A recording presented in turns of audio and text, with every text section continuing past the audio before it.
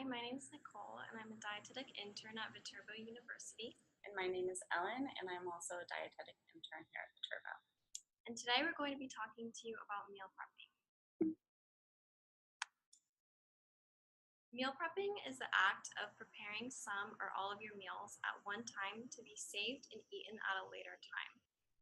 So a few reasons to meal prep is one, if you're a busy person and you work all day, or you're a student and you go to classes, it's a great way to get your meals in that will fit your busy schedule. So that way you don't have to cook 3 meals a day. You're also less likely to eat out at restaurants because you know that you have your full meal waiting for you in the fridge. So it's an incentive to not go out to fast food because you know that something's already waiting for you. It's also time effective. As mentioned before, it's really good at fitting a busy schedule. You're less likely to binge eat because your meals are pre-portioned out for you. You also reduce food waste. So we'll share with you a lot of tips on how to use expiring fruits and vegetables and things like that. And speaking of waste, it also saves you a lot of money. So there are many methods of meal prepping, and you can choose the one that works best for you, or you can mix and match between all of them. The first one that we'll be talking about is freezer meals, and then we are going to go on and talk about crock pot meals. And there's the Instant Pot too, which is pretty popular right now. It just cooks things in somewhat the same way a crock pot does, but it involves less time.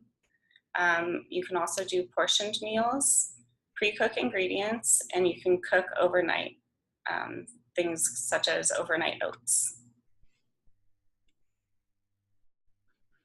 So the first method is freezer meals, and this method involves making a big batch and putting it in the freezer in a safe container, such as some sort of Tupperware, or here in these examples, you can see that they're using plastic bags, obviously that zip closed tightly.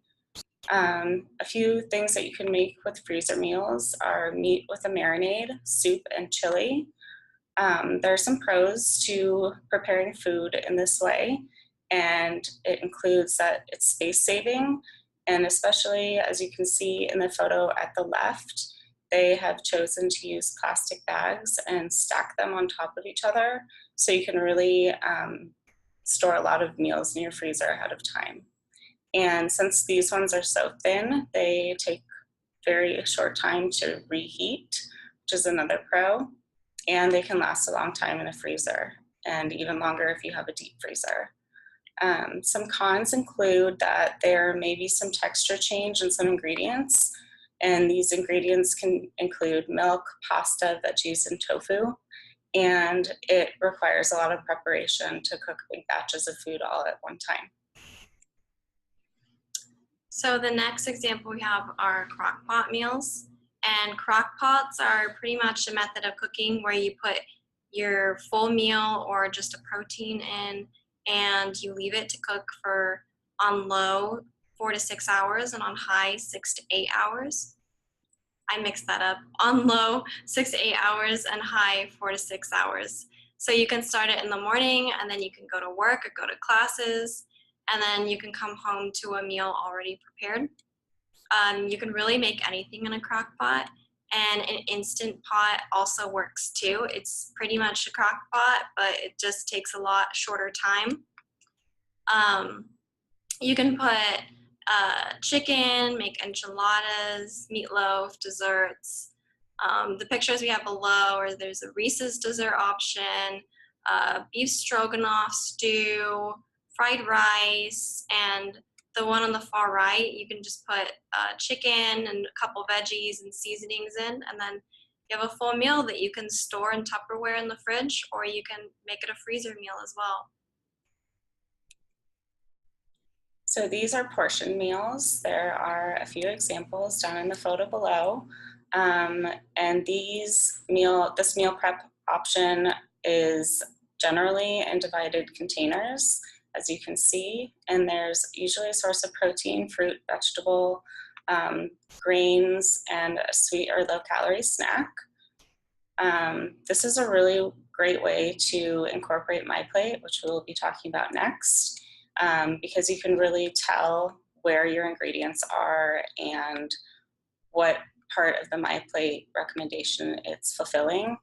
There are many different kinds of these kind of bento box containers, and they range in prices, so you can figure out what best works for your budget and for what you need. So with these, you can make a few in the beginning of the week or whenever you have time, and you can place them in the fridge to eat throughout the week. They're really easy to just grab and go.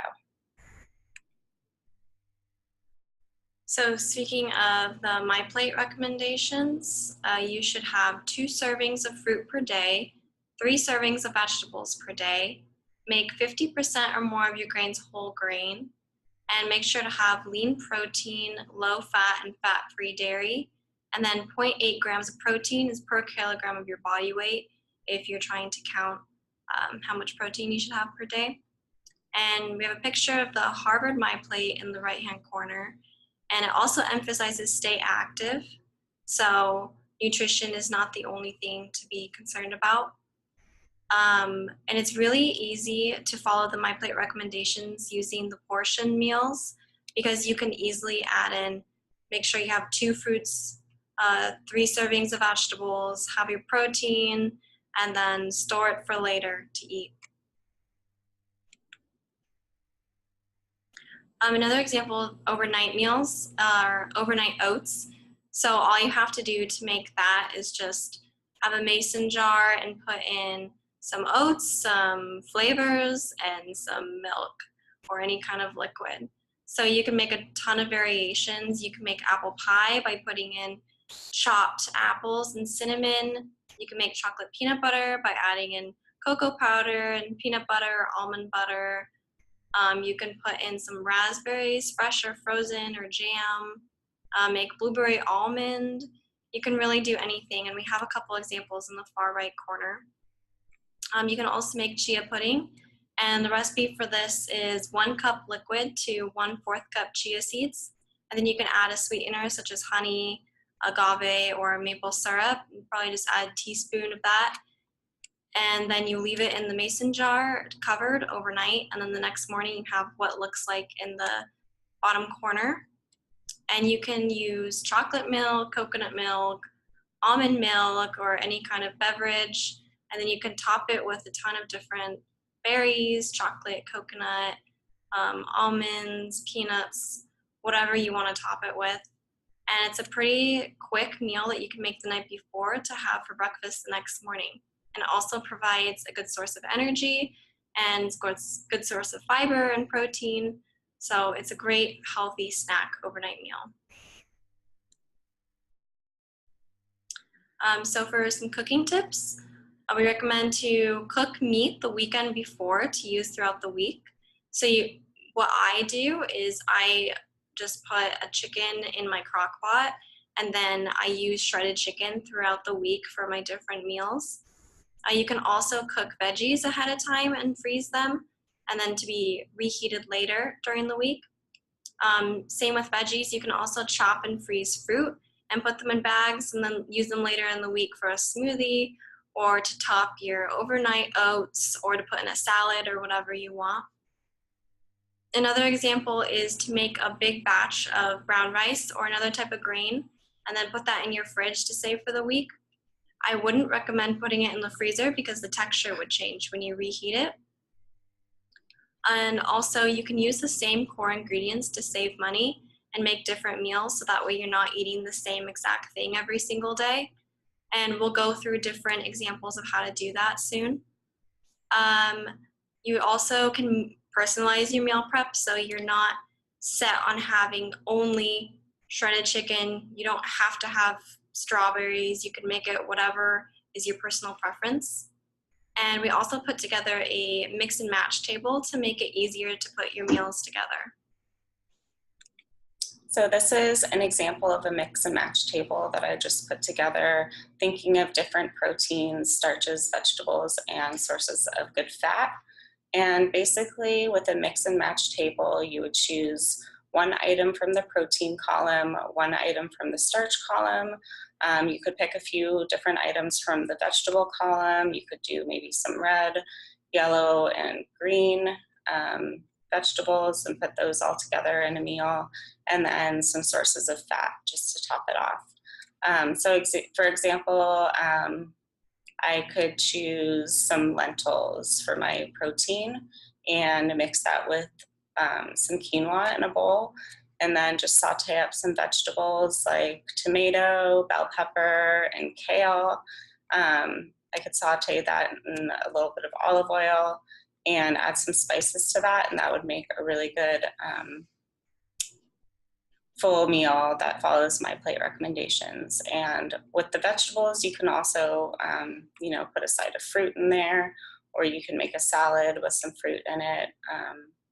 And this is a really easy way to just kind of plan your meals around either what you have or what you like best.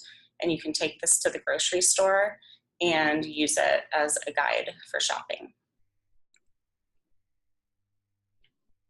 So we put together also a few examples for some global flavors. So you can use the same base, which is a protein, starch, vegetables, and then just switch up a few random side items and seasonings and sauces to make different meals.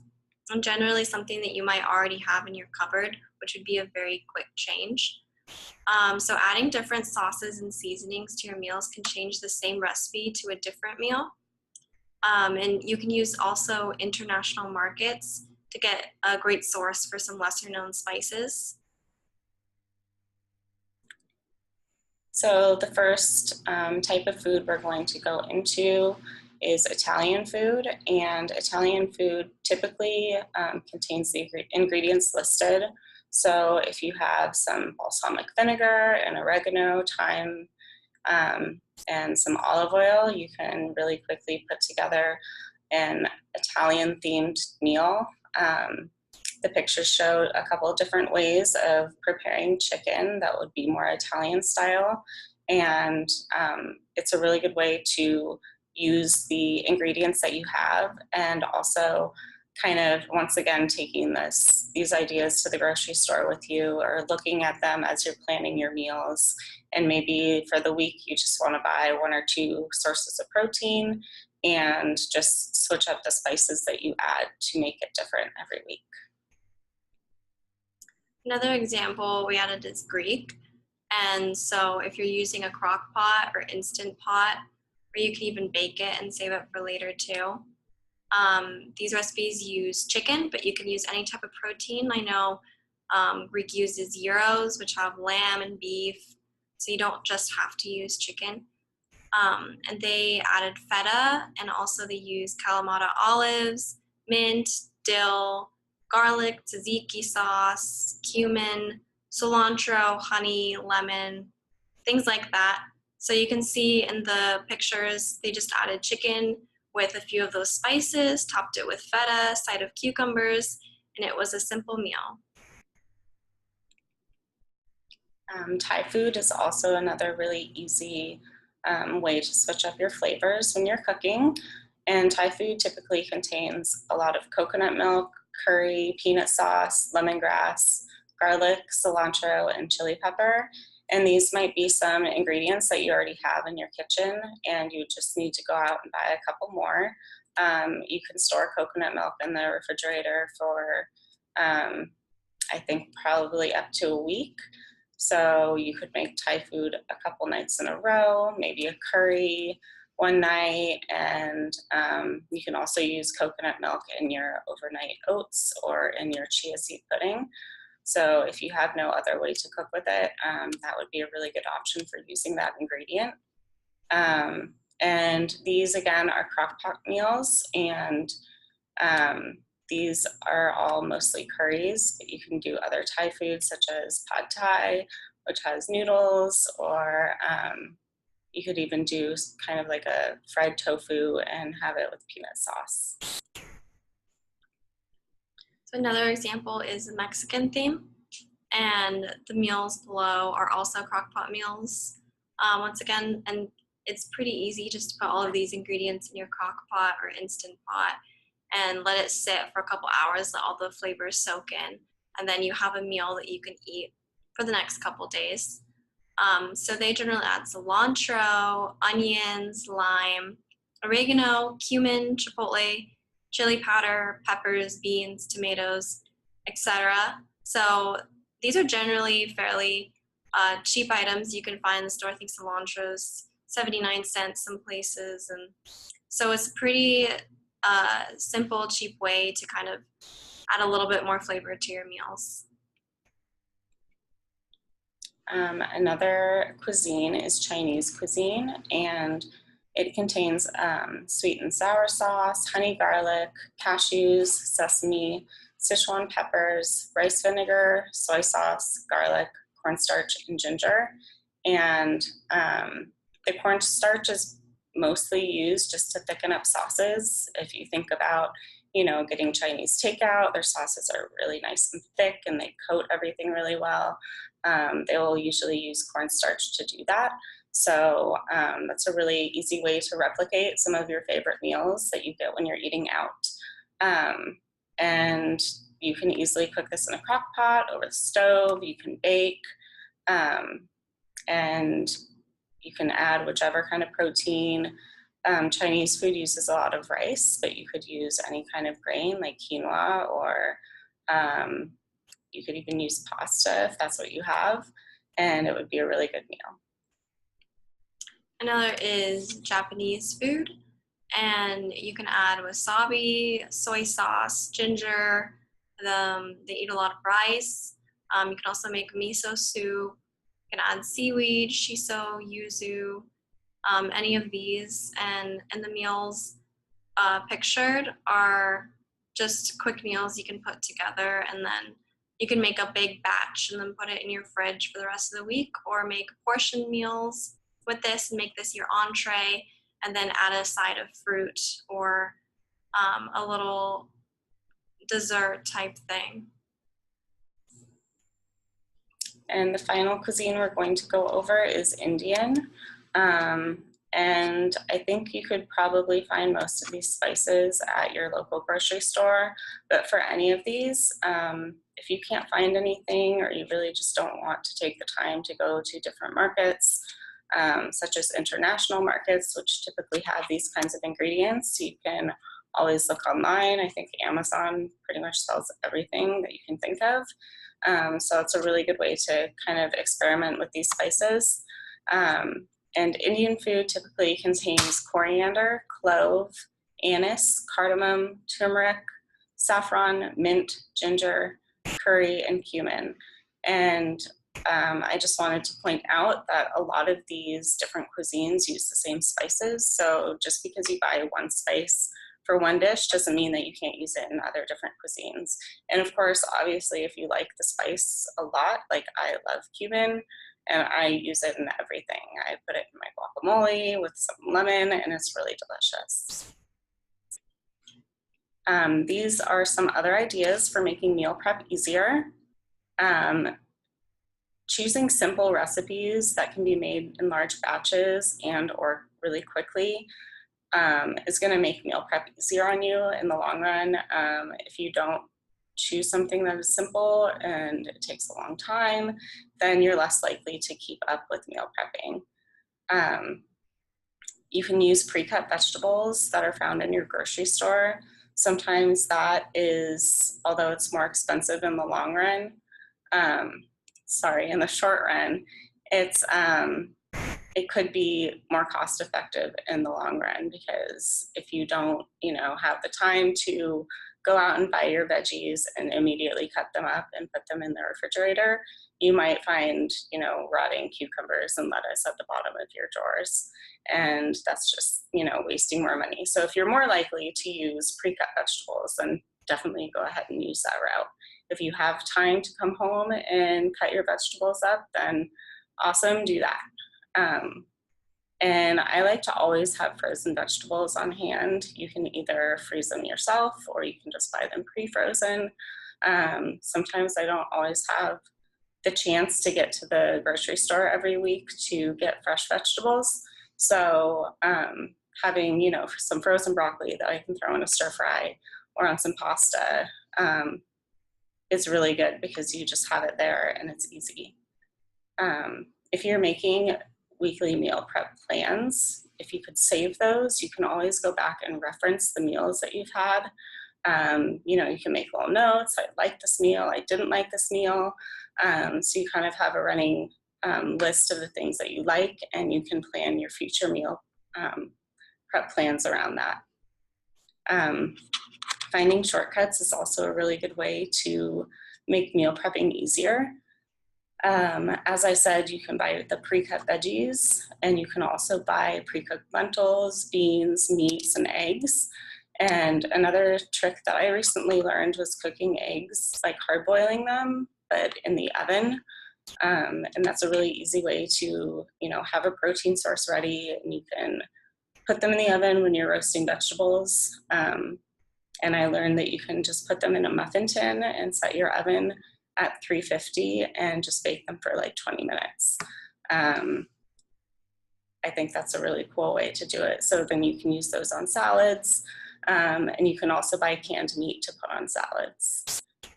And then the final just little tip that I have is to portion out snacks. If they're pre-portioned and they're healthy snacks, you're more likely to grab that rather than, you know, a bag of chips or something like that. So if you have portioned out snacks such as nuts, veggies, and pretzels, or even, you know, a hard-boiled egg that you just put in a container, Ziploc bag or something, you can easily grab them when you're going out the door. So in conclusion, meal prepping can be a great and simple way to eat healthy, save time, save money, and reduce food waste. There are a lot of ways to meal prep, but it all depends on your specific preferences. You can use the tips we gave you today, or you don't have to. It all depends on what you want to do for your specific meal plan. And that's what's great about it, is that it's tailored completely to you. So if you have any additional questions or concerns, we left our contact information below. So thank you for watching. Thank you.